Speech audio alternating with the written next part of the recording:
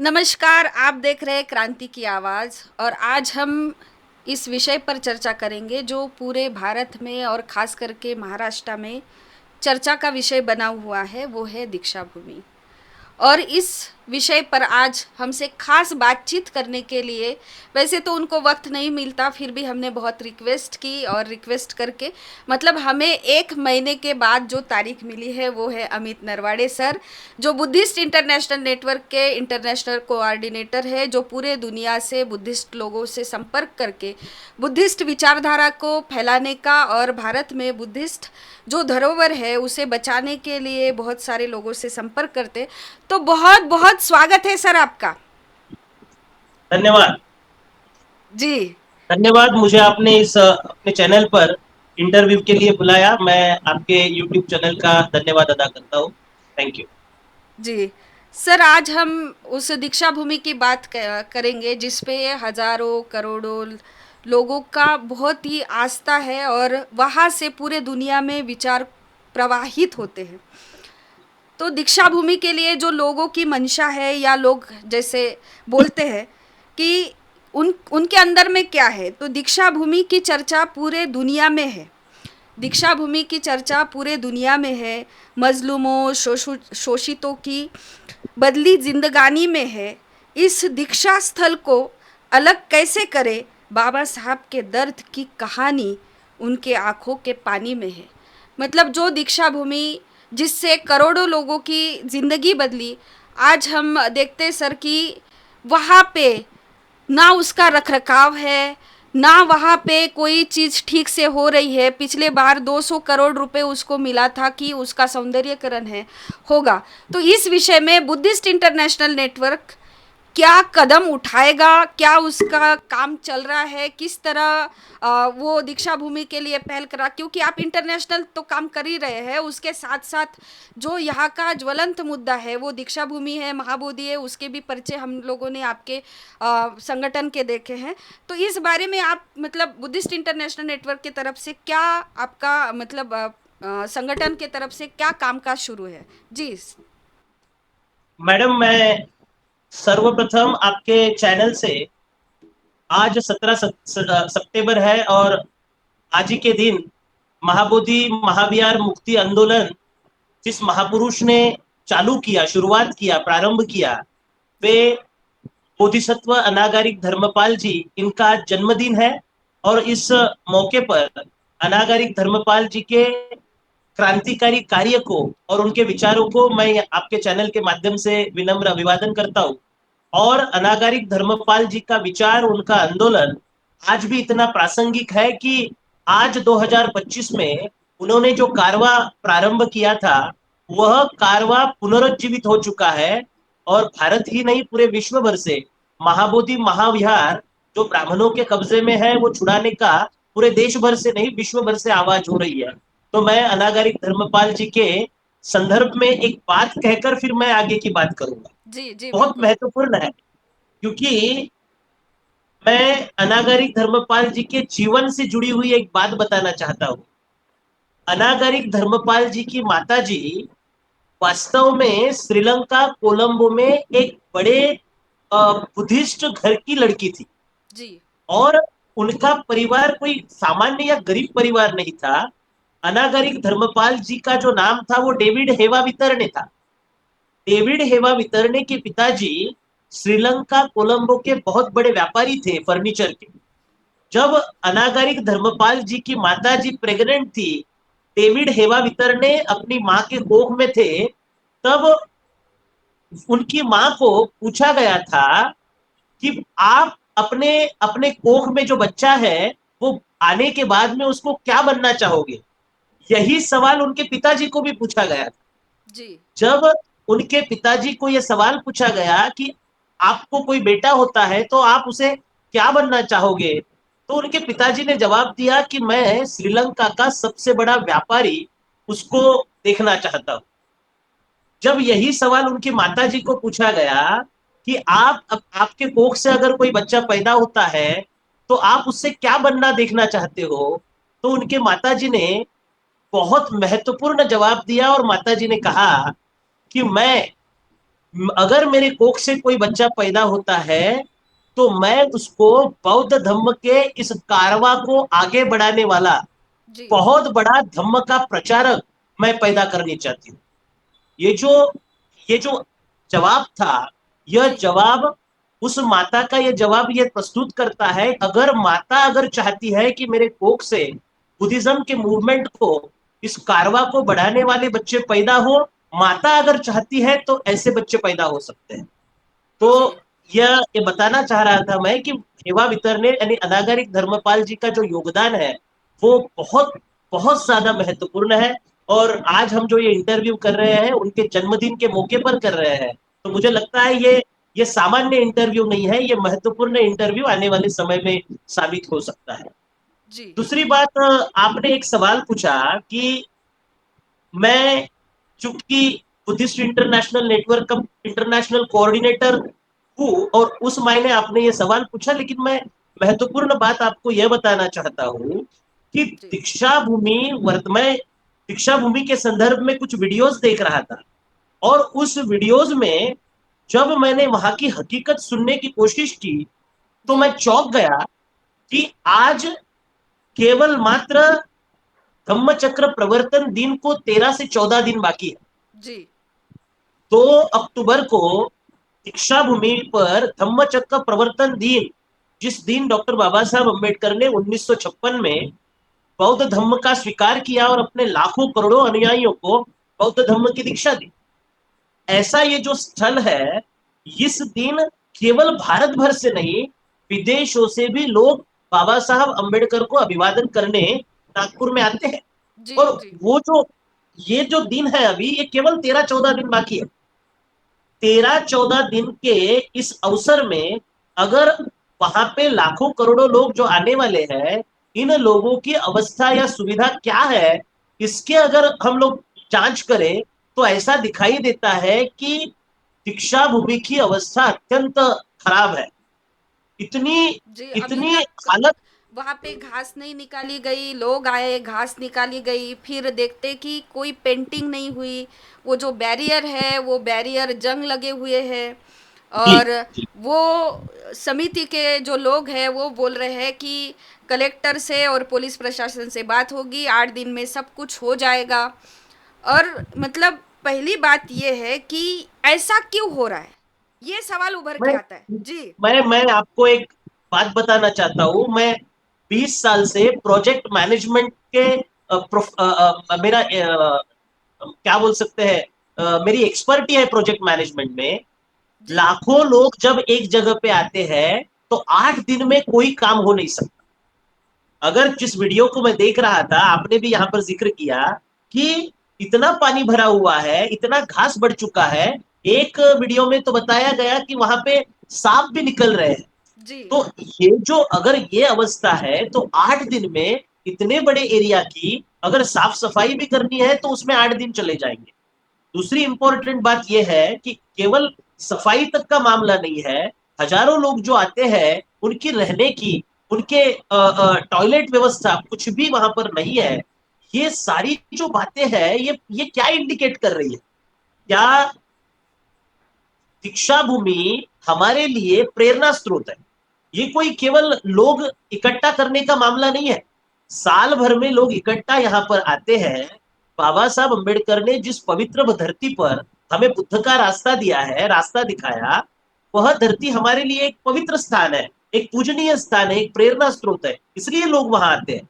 और दीक्षा भूमि पर हर साल जितने लोग इकट्ठा होते हैं, शायद ही नागपुर में किसी अन्य अन्य किसी समय पर लोग जमा होते हो, जी, उसी वक़्त मेरे ख्याल वहाँ से। पे भी नागपुर में और एक दसरा मेला भी होता है। और इस जी साल तो आरएसएस को 100 साल पूरे होने वाले हैं। मतलब जी अभी तक अगर हम चर्चा कर रहे हैं कि दीक्षा भूमि में ये रख-रखाव क्यों नहीं है, दूसरी तरफ से ये भी लोगों में चर्चा चल रही है कि 100 साल आरएसएस को पूरे हो रहे हैं और उसका भी प्रोग्राम नागपुर में होने वाला है। और बाबा साहब ने कहा था कि आरएसएस यहाँ है तो मुझे कोई नाक खुजाने की जरूरत नहीं है, मैंने तो अपने जी जी काम के लिए ये सारा कुछ किया है। तो क्या कहीं ना कहीं इस चीज से आपको लगता है कि कनेक्शन है? नहीं, मैं यहाँ पर एक बात कहना चाहता, आपने बहुत सही बात कही कि जब बाबा साहब को पूछा गया था कि आप नागपुर क्यों दीक्षा समारोह के लिए नागपुर का चयन क्यों कर रहे हो, तब बाबा साहब ने, आपने बहुत अच्छी बात कही कि कहा कि मैं खुद होकर नाग खुजाने के लिए यहाँ पर आया नहीं हूँ। जी यह नागों की भूमि है और यह बौद्धों की विरासत है। ये नाग भूमि है जहां से बौद्ध धर्म के प्रसार और प्रचार महाराष्ट्र में नहीं बल्कि पूरे देश भर में जहां से शुरू हुआ, और इस नाग भूमि पर हम दीक्षा देने जा रहे हैं, इसका ऐतिहासिक महत्व है, ये महत्वपूर्ण है। लेकिन 1925 में जिस आरएसएस की स्थापना हुई उसको 100 साल इस साल पूरे होने जा रहे हैं। जी लेकिन ये साल वो अब आरएसएस के माध्यम से निर्माण किए संस्था के ऊपर, और इस जश्न को मनाने के लिए सरकार की सारी जो एजेंसियां है वो काम कर रही है, और पूरा का पूरा फोकस, बल्कि आपने देखा होगा कि मोहन भागवत ने 30 अक्टूबर को, तो 30 अगस्त को दिल्ली में 6 दिन का कार्यक्रम लिया, और जी उस 6 दिन के मंथन में उन्होंने आरएसएस क्या कर रहा है इस बारे में सारी बातें करी, और ये सब करते हुए सारी मशीनरी को वहां पे लगाया गया था। जी अभी नागपुर में उनका जो 100 साल का कार्यक्रम होने जा रहा है, यह कार्यक्रम हालांकि ब्राह्मण केवल 3% है, उसके बावजूद भी दीक्षा भूमि पर जितने लोग इकट्ठा होते हैं, ब्राह्मण कितना भी करे तो इतने लोग इकट्ठा नहीं कर पाते, अब तक का इतिहास है। लेकिन इस इस 100 साल के मौके पर उन्हें नागपुर में नहीं पूरे देश भर में केवल मात्र ब्राह्मणवाद पूरी तरह से छाया हुआ है, इस बात को प्रूव करने के लिए वो दीक्षा भूमि पर लोगों को इकट्ठा आने के लिए रोक लगा रहे हैं। जी किसी भी प्रकार की अगर सुविधा ना हो, जी लोगों की टॉयलेट की व्यवस्था ना हो, वहां पे रहने की व्यवस्था ना हो, आपको मैं बता दूं, शायद सभी लोगों को मालूम है कि दीक्षा भूमि पर हर साल लाखों किताबें लोग खरीद कर अपने घरों में लेके जाते हैं। जी ये जो ज्ञान का प्रसार और प्रचार है वो अन्य किसी भारत के किसी भी कार्यक्रम में नहीं होता है। जी तो इसे रोकने के लिए इन लोगों ने दीक्षा भूमि के मरम्मत की, या फिर दीक्षा भूमि पर आने वाले धम्मचक्र प्रवर्तन दिन के मौके पर जो लोग आने वाले हैं उनकी किसी भी प्रकार की व्यवस्था न करना, यह दिखाता है कि वे लोग उनका 100 साल का जो एजेंडा है या 100 साल का उनका जो कार्यक्रम है उसे बढ़ चढ़ाकर बड़ा दिखाना चाहते हैं। ये एक महत्वपूर्ण बात हमें ध्यान में रखनी होगी। जी दूसरी एक बात मैं मैडम यहाँ पर बताना चाहता हूँ कि केवल मात्र सौंदर्यीकरण का मुद्दा नहीं है, जैसे आपने अभी जिक्र किया था कि 200 करोड़ रुपया सरकार ने यहां पर मुहैया कराया था। जी लेकिन 200 करोड़ रुपए का, उसमें पार्किंग जो पिछले कुछ समय पहले जो अंडरग्राउंड पार्किंग का मुद्दा था, जी वो जी 200 करोड़ के सौंदर्यीकरण में शामिल था। जी लेकिन 200 करोड़ का जो उन्होंने कॉन्ट्रैक्ट नोएडा के कंपनी को दिया था, उस कंपनी ने सारा सौंदर्यीकरण रोककर पहले काम कौन सा चालू किया? Underground parking. जी हालांकि अंडरग्राउंड पार्किंग की आंबेडकरवादियों की तथा बौद्धों की मांग थी ही नहीं, पहले भी नहीं थी, आज भी नहीं। जी अंडरग्राउंड पार्किंग की मांग न होते भी हुए भी पहले अंडरग्राउंड पार्किंग का काम हाथ में लिया गया। आज सौंदर्यीकरण की मांग हो रही है, साफ सफाई की मांग हो रही है, स्तूप के पेंटिंग की मांग हो रही है। जिस मांग को लोग डिमांड कर रहे हैं वो नहीं किया जा रहा है, और जिस पार्किंग की हमने कभी डिमांड ही नहीं की थी वो पार्किंग पहले चालू कर दिया गया। जी तो इससे सरकार का जो छुपा एजेंडा है वो लोगों के सामने आ गया। आपने पिछले साल देखा होगा कि उन्होंने अंडरग्राउंड पार्किंग करने की वजह से, मैं एक माइक्रो बात आपको बता रहा हूं, आपके चैनल के माध्यम से लोगों को बता रहा हूं, अंडरग्राउंड पार्किंग करने की वजह से जो जो स्तूप के मुख्य भाग को जो दरारें आई है, उस दरारों की वजह से आज स्तूप में लीकेजेस आ गए। जी वहां पे स्तूप के बगल में ताड़पत्री डाली गई है। जी जब पूछा जा रहा है कि भाई ये ताड़पत्री क्यों डाली है, तो लोग बता नहीं रहे हैं। स्तूप लीकेज का काम हो रहा है, पूरा स्तूप लीकेज हो रहा है बारिश की वजह से। इसका मुख्य कारण था वो अंडरग्राउंड पार्किंग, उसकी वजह से जो एक्सकेवेशन किया गया, वो एक्सकेवेशन की वजह से नहीं सर, वाइब्रेशन अभी डेवलप हो गए। अभी जैसे देखिए महाबोधि महाविहार जो है बौद्धों के हाथों में है नहीं, और अभी दीक्षा भूमि तो बौद्धों के हाथों में है। अभी उसको बचाने के लिए पूरे भारत भर में आंदोलन कर रहे हैं, और दीक्षा भूमि हाथ में होते हुए भी आंदोलन करने की जरूरत पड़ रही है। तो ये समझ में नहीं आ रहा ये कैसी कैसी घटनाएं घट रही है भारत में। क्या बौद्ध लोग समिति में है, फिर भी उन्हीं के नाम पढ़ने सुनने में आते हैं, वही बोलते कि ये इसके लिए पैसे नहीं है, और उधर बोलते तुम बौद्ध लोग नहीं है तो हमको बौद्ध लोग चाहिए। दीक्षा भूमि में सारे बौद्ध लोग हैं समिति में। जी। जी जी जी, बहुत महत्वपूर्ण सवाल है ये, बहुत इंटरेस्टिंग है कि महाबोधि महाविहार का एक आंदोलन चल रहा है, लेकिन सब कहते हैं कि महाराष्ट्र के लोग अम्बेडकरवादी लोग काफी जागरूक है, ऐसे कहा जाता है। जी। लेकिन इस समिति में बुद्धिस्ट लोग हैं, वो विलास गजघाटी जी को मैं सुन रहा था, वो किसी भी प्रकार की कोई जिम्मेवारी लेने के लिए तैयार नहीं है। इसके पहले के जो लोग थे, अभी भदंत सरोई ससाई की बात देखो, वो वहां पे कमिटी के लोग किसी भी प्रकार का काम करने के लिए तैयार नहीं, जिम्मेवारी लेने के लिए तैयार नहीं, बल्कि जो दीक्षा भूमि समिति में सक्रिय रूप से जो ब्राह्मण सहभागी है, जैसे तो निर्जर कुलकर्णी है, जोशी है, अरविंद जोशी है, फिर द्विवेदी है, ये जी। तीनों के तीनों ब्राह्मण जो है, ऐसे कथित रूप से कहा जा रहा है कि ये तीनों भी भदंत सुरई ससाई के मर्जी से आए हुए हैं। भदंत समिति के लोग ब्राह्मणों को बुद्धिस्ट मोन्यूमेंट्स के स्मारक समिति में अलाउड करते हैं, और वे लोग आने के बाद में केवल काम नहीं करते, तो स्मारक समिति का पूरा कंट्रोल अपने हाथ में ले लेते हैं। जी। ये चौंका देने वाली बात है कि हमारे लोग आज हमारे मोन्यूमेंट्स को, हमारे वास्तु को बचाने का नहीं, ब्राह्मणवादियों के हाथ बेचने का काम कर रहे हैं। भाई शायद ये बड़ी बात होगी इस मंच से बोलने के लिए, लेकिन आज समिति के लोग आरएसएस और बीजेपी सरकार के इशारे पर काम कर रहे हैं। गजघाटे, इनका जो बयान है, वे कह रहे हैं कि समिति के पास कोई पैसा ही नहीं है। जी। जब उन्हें पूछा जा रहा है कि भाई यहाँ पर 12 सोने की मूर्तियां थाईलैंड से लाई गई थी, जी। ये 12 मूर्तियों का क्या हुआ, तो वो कहते हैं हमें ये मालूम नहीं, हमारे पास कोई पैसा नहीं है। मेरा एक सवाल है कि इस समिति को तथा दीक्षा भूमि को पूरे वर्ल्ड से डोनेशन आता है, जी। इस समिति के दीक्षा भूमि के गर्भगृह में जो दान पेटियां रखी जाती है, यहाँ का पैसा जाता कहाँ है? मेरा तीसरा महत्वपूर्ण सवाल है कि द्विवेदी, निर्जर कुलकर्णी और जोशी ये जो क्रिकेट का क्लब चलाते हैं, क्या उसकी कोई निधि या उसका कोई चार्ज समिति को देते हैं या नहीं देते हैं? ये पैसा कहाँ जाता है? समिति के पास दीक्षा भूमि का सौंदर्यीकरण करने का कोई कोई प्रावधान नहीं, कोई पैसा नहीं है।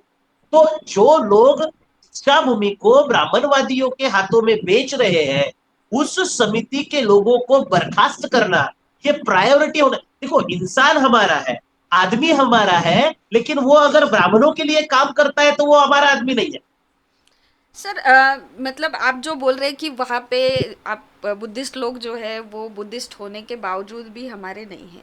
इस देश में आपने ही बताया 3.5% वो लोग हैं, और 3.5% लोग आपके जो पुरानी विरासत है उस पे भी कब्जा कर रहा है, अभी जो नई विरासत है उस पे भी कब्जा कर रहा है। तो इसकी जिम्मेदारी समाज से कौन उठाएगा? उनका काम है कब्जा करना। उन्होंने अपना जी काम किया, पुराने विरासत को भी कब्जा किया, क्योंकि उन्होंने सोचा था, जैसे सोचा था वैसे किया। अब इसकी जो जी जिम्मेदारी है वो कौन उठाएगा, कौन सा संगठन उठाएगा? क्योंकि आपने देखा होगा दीक्षा भूमि में कुछ मास लोग तैयार हो गए, उन्होंने घास काटी। घास काटना वो मास का काम हो सकता है, लेकिन विरासत बचाना ये मास मूवमेंट सिर्फ कर लेगा। मास को कैडर के साथ अगर नहीं जोड़ेंगे तो होगा नहीं, क्योंकि इतने सालों से लंबा आंदोलन महाबोधि का चल रहा है, इतने सारे लोग रैली ले लेकर जा रहे, तो इसकी जिम्मेदारी कौन उठाएगा? जी। जी जी। अ, यहाँ पर एक ये समझने की बात है, मैं थोड़ा बैकग्राउंड में जाकर इस आपके सवाल का जवाब देना चाहूंगा जी। कि आपने कहा कि नई विरासत है उस पे भी ब्राह्मणों का कब्जा है, पुरानी जो प्राचीन विरासत है उस पे भी ब्राह्मणों का कब्जा है।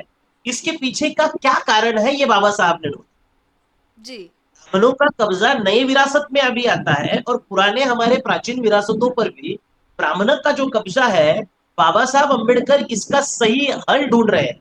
इस बात को समझना जरूरी है। बाबा साहब अम्बेडकर ने 1954 में बर्मा रंगून में वर्ल्ड फेलोशिप कॉन्फ्रेंस हुआ था, और इस वर्ल्ड फेलोशिप कॉन्फ्रेंस में बाबा साहब अम्बेडकर ने उस पूरे विश्व को संबोधित करते हुए कहा था कि सबसे पहले अगर बौद्ध धर्म के विरासत को, या बौद्ध धर्म के इस मूवमेंट को अगर पुनरुज्जीवित करना है, तो सबसे महत्वपूर्ण बात है कि we should avoid the Brahmin in the power position of the movement of the Buddhist movement.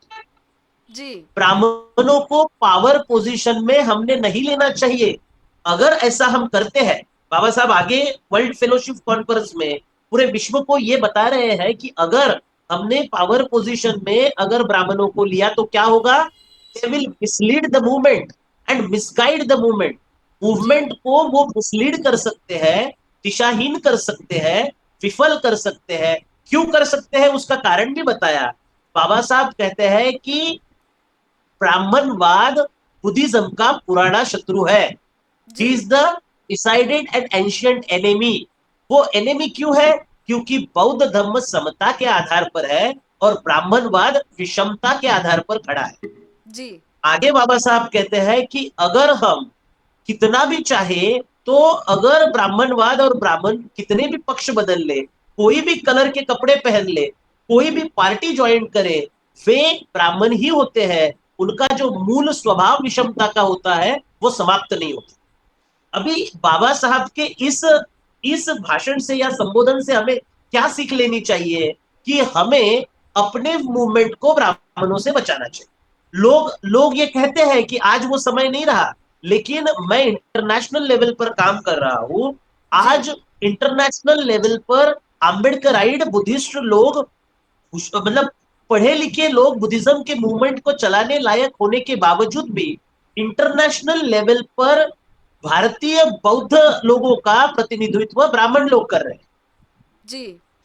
तो तो इस वजह आप से जो संगठन चला रहे हैं, या भारत में और भी बुद्धिस्ट लोगों के संगठन हैं, अगर गिनने जाएंगे तो एक के लिए ढूंढेंगे तो हजार संगठन बुद्धिस्ट लोगों में मिलेंगे या अम्बेडकरवादी लोगों में मिलेंगे।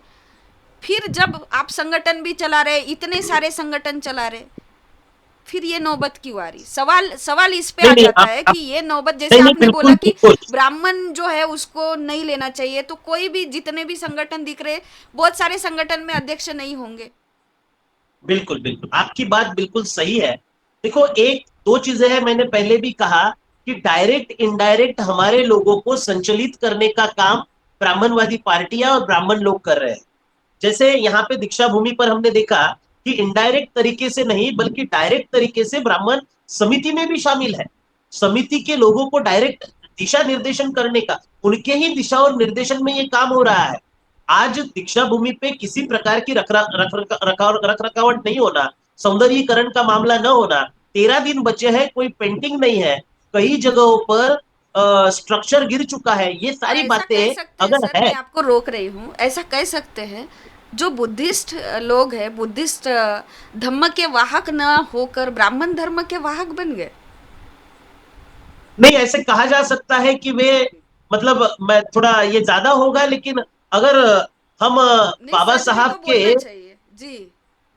नहीं बिल्कुल, हम ऐसी परिस्थिति है कि हम बाबा साहब के बदौलत 2 वक्त की रोटियां खा रहे हैं, लेकिन नाम ले रहे हैं आरएसएस और ब्राह्मणों का, काम कर रहे हैं उनके लिए। इस तरीके से कुछ लोग काम कर रहे हैं। नहीं सर, इसलिए बाबा इन साहब का ही नाम दलाल, लेते हुए दिखते हैं। बहुत सारे जो बुद्धिस्ट लोग हैं या अम्बेडकरवादी लोग हैं, नाम बुद्धा का ही ले रहे, नाम बाबा साहब का ही ले रहे, लेकिन काम जो है वो बोल रहे 200 करोड़ आने के बावजूद बोल रहे कि पैसा ही नहीं है।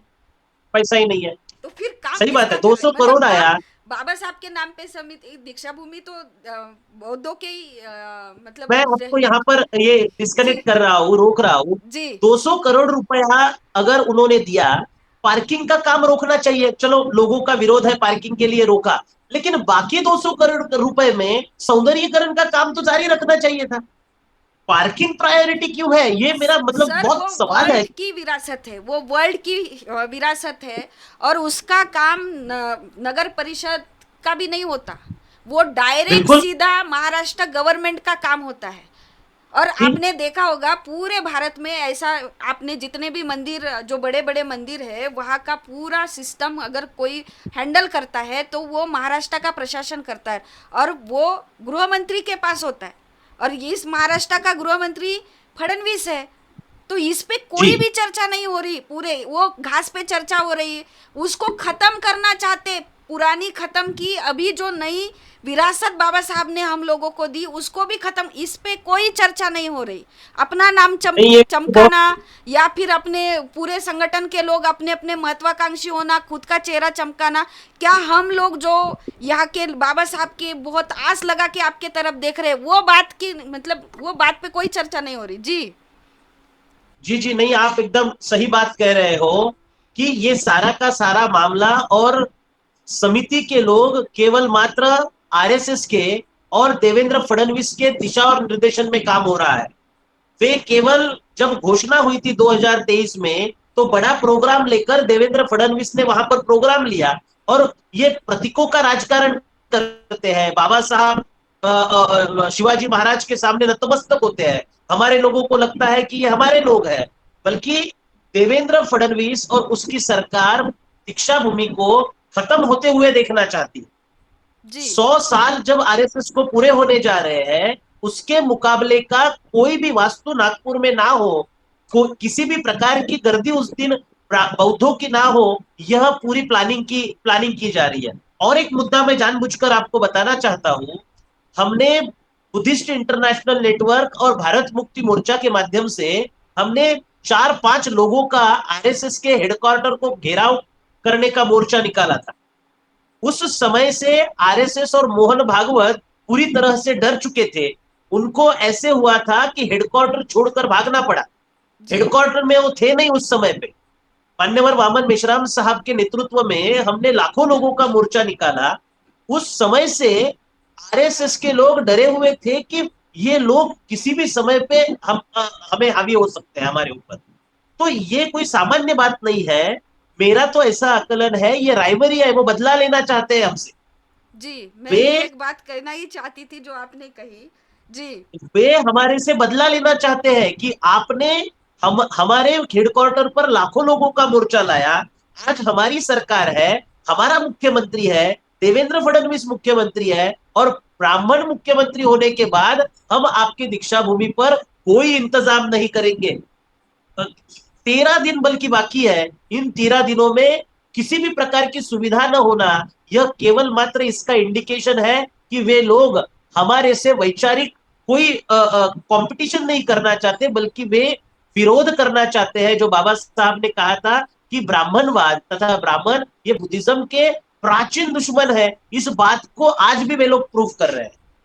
जी, मतलब उस दिन की खबर में इतने हजार शस्त्र का पूजन हुआ ये खबर चलेगी, और जहाँ पे 30 लाख से 50 लाख लोग आते हैं, जबकि वो भूमि कम पड़ रही है। सरकार ने चाहिए था कि पूरे भारत से नहीं, विश्व से लोग आते वहाँ देखने के लिए। तो जमीन का जो दायरा है वो खरीद के देना चाहिए, जैसे साईं बाबा मंदिर को देते। तो जी ये जो षड्यंत्र है वो बुद्धिस्ट इंटरनेशनल नेटवर्क, अभी 13 दिन का समय है सर।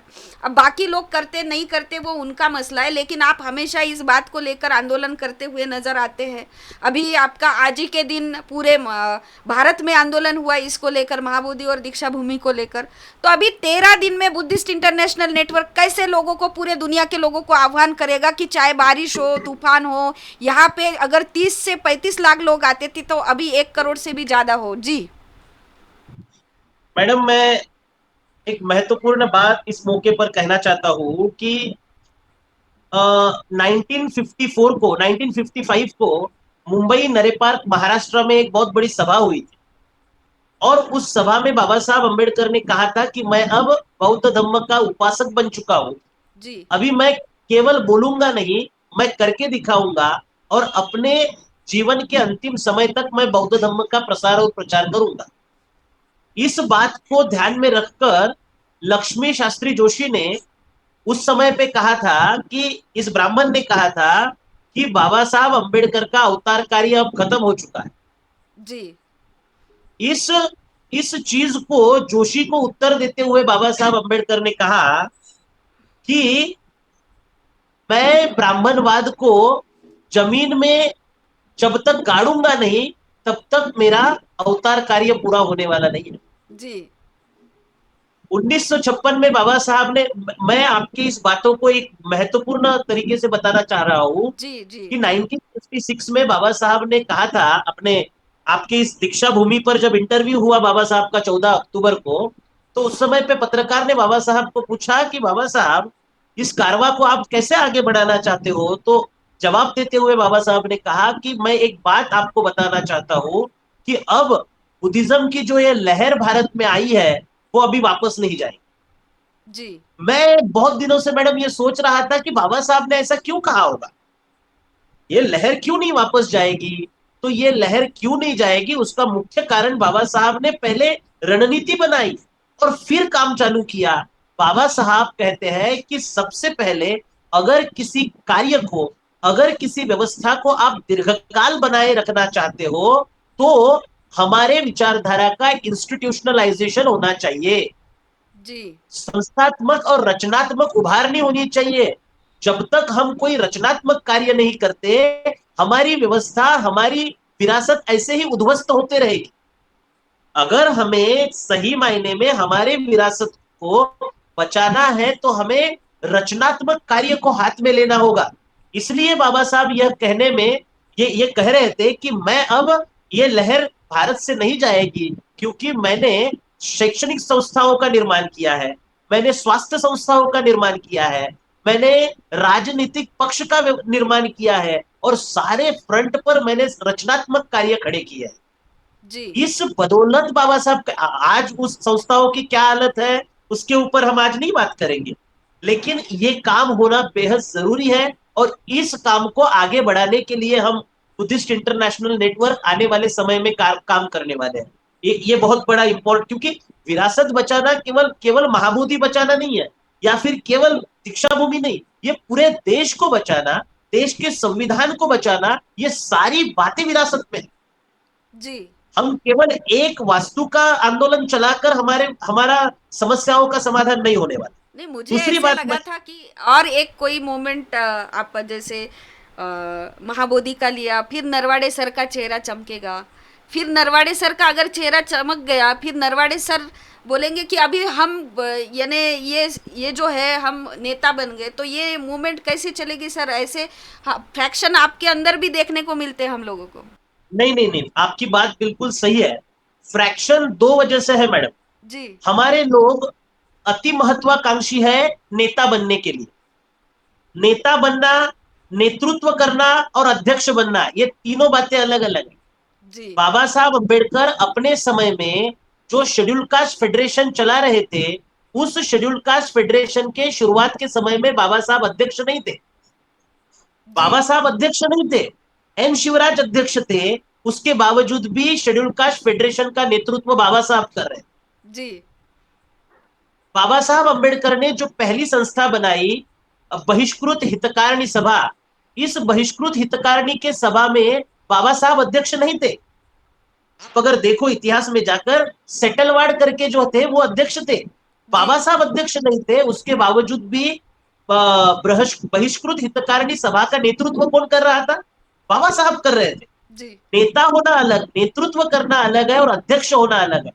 हमारे लोगों में किसी संस्था का अध्यक्ष होना बहुत बड़े मायने रखता है, लेकिन किसी संगठन को या विचारधारा को या कोई मूवमेंट को बढ़ाने के लिए हमें संगठक की और नेतृत्व की आवश्यकता होती है। जी इसलिए फ्रैक्शन होते हैं, फ्रैक्शन होना स्वाभाविक बात है, कोई बड़ी नहीं, बात नहीं है। क्योंकि सर लेकिन आपके ऊपर, आप चाहे इंडिविजुअल व्यक्ति हो सकते हैं, लेकिन संगठन के नाम से समाज ही, संगठन मतलब क्या है, समाज ही आपके ऊपर खर्चा करता है, रिसर्च के लिए खर्चा करता है, आपका फॉरेन टूर का खर्चा करता है, तो समाज बिल्कुल खर्चा करता है, इसका जवाबदेही भी होना चाहिए। समाज आपसे क्या अपेक्षा रखता है?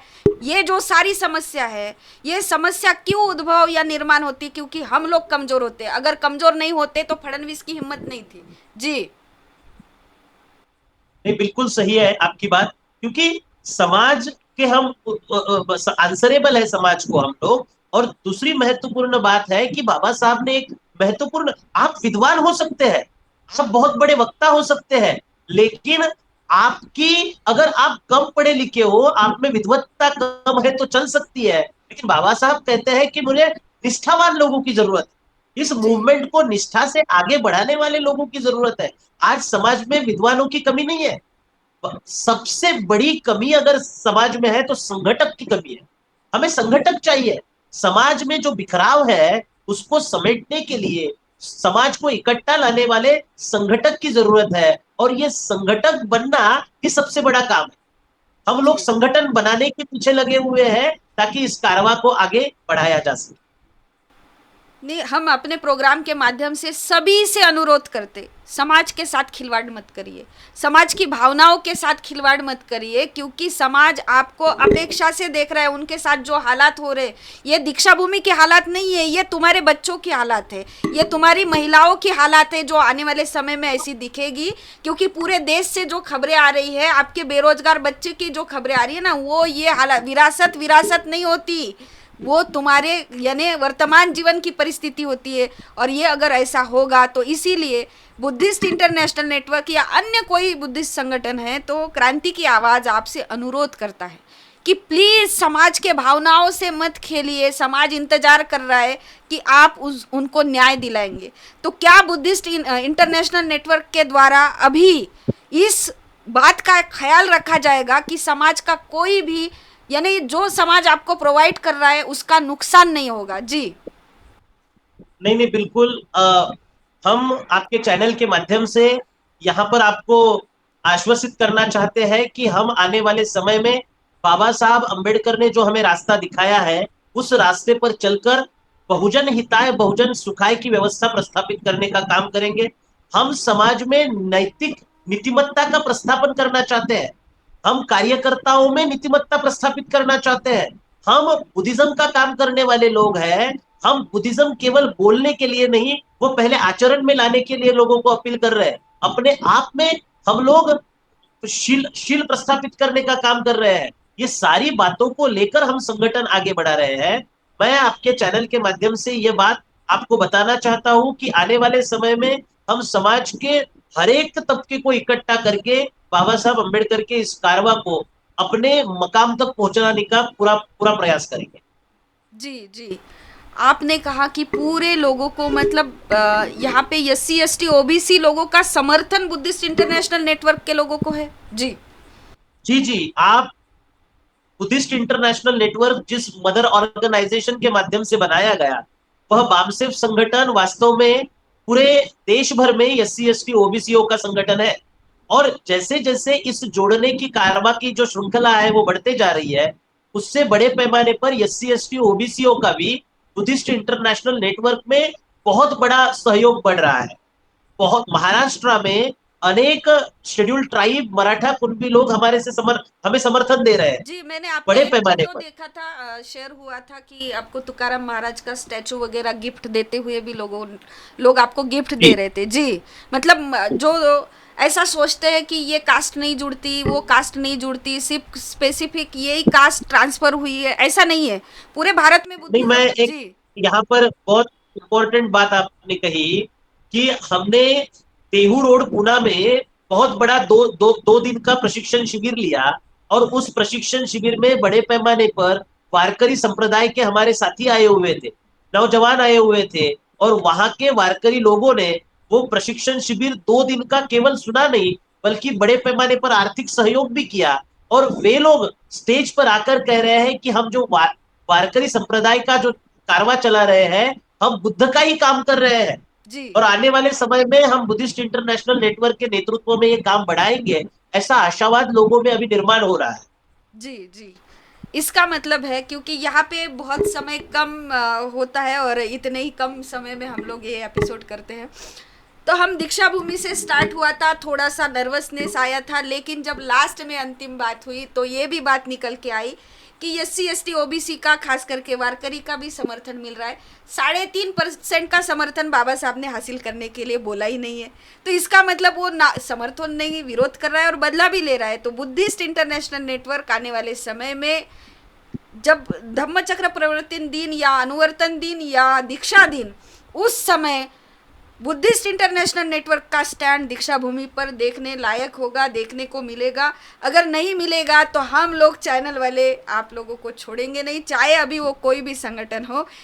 लेकिन आपने यहाँ आकर हमें बहुत सारी बातें बताई, दिल खोल कर आपने एक हमारे एक सवालों बात का बताना जवाब भी चाहता हूँ दिया। मैडम, जी। मैं एक आपसे एक बात कहना चाहता हूँ जी। कि इस दीक्षा भूमि को ब्राह्मणों के चंगुल से छुड़ाने के लिए, और दूसरी महत्वपूर्ण बात, समिति में, दीक्षा भूमि स्मारक समिति में हमारे जो दलाल बैठे हुए हैं उनको खाली करने के लिए हमने धम्मचक्र प्रवर्तन दिन के पूर्व संध्या में 1 अक्टूबर को बृहद कार्यक्रम रखा है, और वो बुद्धिस्ट इंटरनेशनल नेटवर्क का 7वां महाराष्ट्र राज्य का परिषद है, धम्म परिषद है। और इस अधिवेशन में पूरे महाराष्ट्र से लोग आ रहे हैं, जी। और उस प्रोग्राम में उद्घाटक के तौर पर डॉक्टर प्राध्यापक प्रदीप आगलावी जी है, बनते ज्ञान ज्योति भी इस प्रोग्राम में हमारे शिरकत करने वाले हैं, और बड़े पैमाने पर दीक्षा भूमि बचाओ के संदर्भ में हम वहां पे मंथन करने वाले हैं।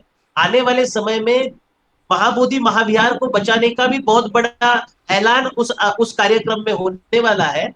तो मैं आपके चैनल के माध्यम से महाराष्ट्र के सभी लोगों को, एससी एसटी ओबीसी नागवंशी मूल निवासी लोगों को अपील करना चाहता हूं कि धम्मचक्र प्रवर्तन दिन के पूर्व संध्या में 1 अक्टूबर को बुद्धिस्ट इंटरनेशनल नेटवर्क का जो कार्यक्रम होने जा रहा है उसे सफल बनाने के लिए भारी संख्या में वहां पर इकट्ठा है। आपके चैनल के माध्यम से ये अपील मैं यहाँ पर करना चाहता हूँ। जी। जी। तो लोग आपकी बात सुनेंगे ज़रूर, क्योंकि अभी जो है जो माहौल चल रहा है, तो आप लोगों से अपील है, सारे एससी एसटी ओबीसी लोगों से, क्योंकि वैसे भी वहाँ पे अगर करोड़ों करोड़ों रुपए की किताबें जाती है तो सिर्फ एक समाज नहीं लेके जाता, वहाँ पे पूरे लोग आते हैं, मुझे पता है। तो आप सभी से अपील है कि अभी देखना है कि हथियार का पूजन या फिर दीक्षा भूमि से पूरे दुनिया को शांति का संदेश जाए। तो ये दोनों चीज़ों में अगर ये नहीं हुआ तो भारत का क्या हो सकता है, दुनिया को किस मतलब जैसे कौन से नुकसान का सामना करना पड़ेगा। देखिए कैलिफोर्निया में जाति के लिए कानून बनाना पड़ा, जातिवाद के लिए कानून बनाना पड़ा। तो पूरे दुनिया के लिए भी, पूरे दुनिया के लोगों से मैं अपील करती हूँ कि वो रोक रहे हैं। कहीं पे भी हो, आप प्लेन की टिकट निकाल के यहाँ पे आकर दिखा दो मोहन भागवत जी को कि भागवत जी आप कितनी भी कोशिश करें, ये बाबा साहब का कारवा है। नरवाड़े सर जो है वो चला रहे हैं, नरवाड़े सर वहाँ पे आने वाले समय में अपने लोगों को न्याय दिलाने की बात कर रहे, काम कर रहे। तो उनके साथ जुड़िए। आपने इस संदर्भ में पूरा डिस्कशन सुना, इसके लिए धन्यवाद। आपने हमको मार्गदर्शन किया, इसके लिए भी बहुत बहुत धन्यवाद, आभार।